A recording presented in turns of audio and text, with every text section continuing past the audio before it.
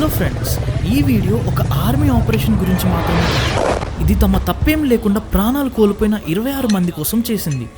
2025 April 22న కాశ్మీర్లో పహల్గామ్లో జరిగిన దాడుల్లో ఎందరో భారతీయులు చనిపోయారు. అలా జరిగిన 15 రోజుల్లో ఇండియా ఇచ్చిన గట్టి జవాబు. Today from the soil of Bihar I say to the whole world, India will identify, track and punish every terrorist and their backers. India's spirit will never be broken by terrorism. Terrorism will not go unpunished. Every effort will be made to ensure that justice is done. Operation Sindoor. ఈ వీడియోలో మనం ఈ operation ఎందుకు జరిగింది, attack వెనుక ఎవరున్నారు, మరి India Pakistan మధ్య ఉన్న సంబంధానికి ఇది ఎంత ఇంపాక్ట్ చేస్తుందో చూద్దాం. 2025 ఏప్రిల్ 22 కాశ్మీర్లో ఉన్న పహల్గామ్లో ఇండియన్ టూరిస్ట్ ప్రకృతిని ఎంజాయ్ చేస్తున్న సందర్భంలో ఒక grenade blast and gun shots జరిగాయి. అక్కడున్న ఎన్విరాన్మెంట్ని మొత్తం నాశనం చేశాయి. ఆ దాడుల్లో 25 మంది ఇండియన్ టూరిస్ట్ అండ్ ఒక నేపాలీ చనిపోయారు. ఇంటెలిజెన్స్ ప్రకారం ఈ అటాక్ వెనుక ఉన్నది Pakistan based terrorist groups Lashkar e Taiba and Jaish e Mohammed. ఇదంతా జరిగాక ఇండియా ఒకటే చెప్పింది, ఇక చాలు. 2025 మే 7 తెల్లవారుజామున ఆపరేషన్ సింధూర్ని స్టార్ట్ చేసింది.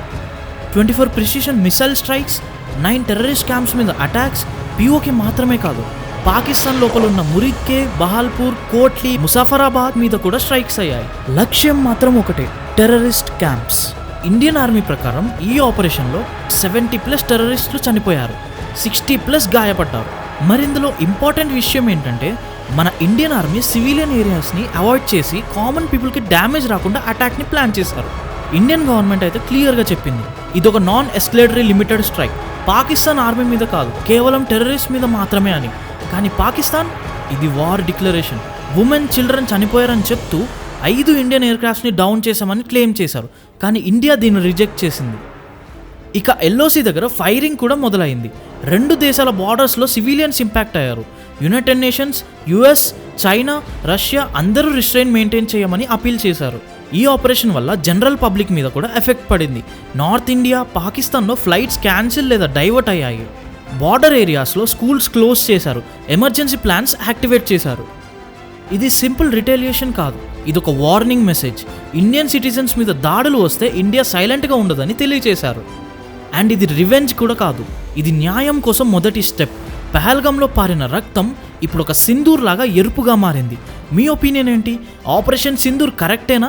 ఇది వార్నింగా లేక ఒక యుద్ధాన్ని మొదలుపెట్టే సిచ్యువేషనా? కామెంట్లో తప్పకుండా చెప్పండి. ఇంకా మరిన్ని డీటెయిల్స్ తెలియాలంటే ఛానల్ని లైక్ అండ్ సబ్స్క్రైబ్ చేసుకోండి. జై హింద్.